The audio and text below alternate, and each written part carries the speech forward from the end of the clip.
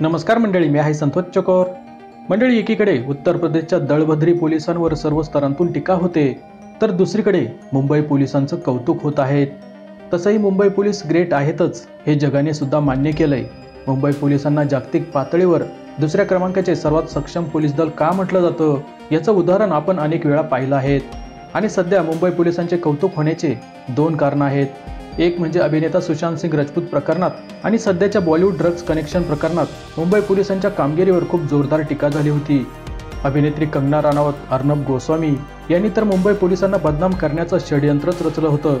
पण आता एम्सच्या रिपोर्टनंतर मुंबई पोलिसांची कारवाई योग्यच असल्याचं सिद्ध झालंय। यामुळे मुंबई पोलिसांची बदनामी करणारे कंगना राणावत आणि अर्नब गोस्वामी हे तोंडावर आपटले। तसेच काही महाराष्ट्र विरोधी लोकांनी मुंबई पोलिसांची बदनामी करण्यासाठी तब्बल 80,000 फेक सोशल मीडिया अकाउंट उघडल्याचंही समोर आलंय। म्हणजेच काही लोक जाणून बुजून मुंबई पोलिसांची बदनामी करत होते। पण सुशांत प्रकरणात मुंबई पोलीस योग्यच असल्याचं पुन्हा सिद्ध झालं, त्यामुळेही मुंबई पोलिसांचं कौतुक होतंय। आणि यानंतर मुंबई पोलिसांचं कौतुक होण्याचं दुसरं महत्त्वाचं कारण म्हणजे मुंबई पोलिसांनी नुकतंच केलेला एक कारनामा। मुंबईतील एका बलात्कार पीडितेला न्याय देण्यासाठी मुंबई पोलिसांनी डिलिव्हरी बॉय बनून आरोपीला पकडले। हे खरंच खूप कौतुकास्पद आहे। एकीकडे उत्तर प्रदेशचे पोलीस आहेत, जे बलात्कार पीडितेला न्याय देण्याऐवजी आरोपींनाच वाचवण्याचा प्रयत्न करतायत, पीडितेच्या परिवाराला धमक्या देत आहेत।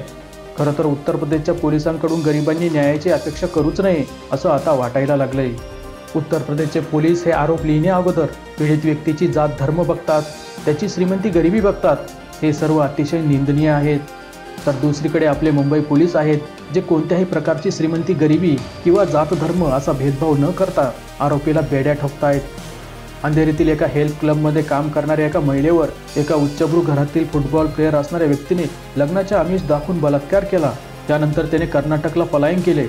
पीडित महिलेने या संदर्भात मुंबईतील जे पोलीस स्टेशनमध्ये तक्रार दाखल केली। मुंबई पोलिसांनी सुद्धा या प्रकरणाची गंभीर दखल घेत तपास सुरू केला। आरोपी बंगळुरूमध्ये असल्याचं समजलं, पण तेथे तो एका श्रीमंत लोक राहत असलेल्या उच्चभ्रू इमारतीत राहत होता।